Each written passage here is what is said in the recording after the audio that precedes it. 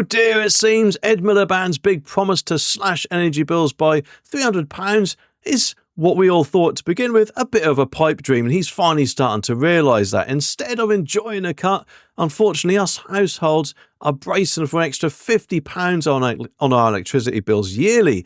And this is because, of course, crucial projects to get our electricity grid ready for green energy are going to miss the 2030 deadline, which obviously Labour have been going on so appearing to say that that is when we'll start seeing savings. But of course, it's just not happening, is it? But there's even talk that the government might, let's just say, have to pay for offshore wind farm developments to stop producing power because the grid apparently can't handle it. I mean, can you believe it, especially in this day and age? And get this, by 2030, we might also be paying £100 just to keep those wind farms idle when it gets, let's just say, a bit too breezy, which is absolutely crazy. They're meant to be helping us, not hindering us. Or that's at least, presumably, what the government expects us to believe, eh? But the good news is Claire Coutinho, the Shadow Energy Secretary, isn't holding back on this, and she's given him a bit of a virtual telling off. She's saying Ed Miliband's promise was always a fantasy, and this is what happens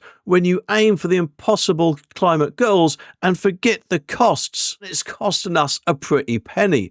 And the National Energy System operator, NASO, says network delays will add £4.2 billion to bills in 2030, which is at least £50 extra per household, which, as I said earlier, is the last thing we need, especially considering who knows what Labour's going to basically inflict upon us until then.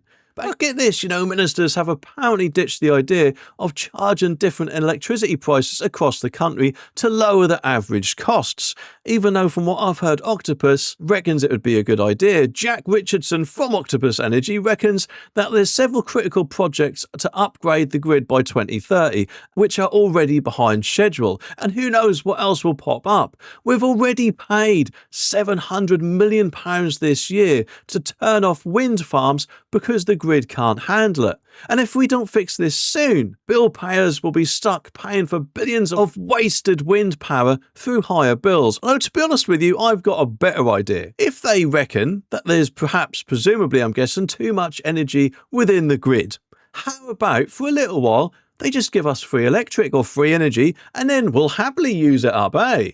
In fact, if I remember rightly, Octopus occasionally does do that. They are a pretty good electricity supplier in my opinion. But don't worry, because the national grid on the other hand is apparently reassuring us.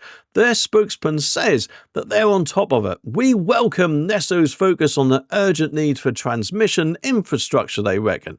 The Norwich to Trilby and Sea-Link projects are key apparently to delivering cleaner and more affordable power, and we are working closely with everyone to ensure that these projects are ready to support a cleaner, more secure and affordable electricity system for the future, they say. Well, I'll tell you what, fingers crossed. Unfortunately, I don't know about you, but I personally can't see it happening. But either way, what do you all think? Let me know down in the comments, and I'll be back very soon with some more videos, so make sure you click that subscribe button down there so you don't miss my next one.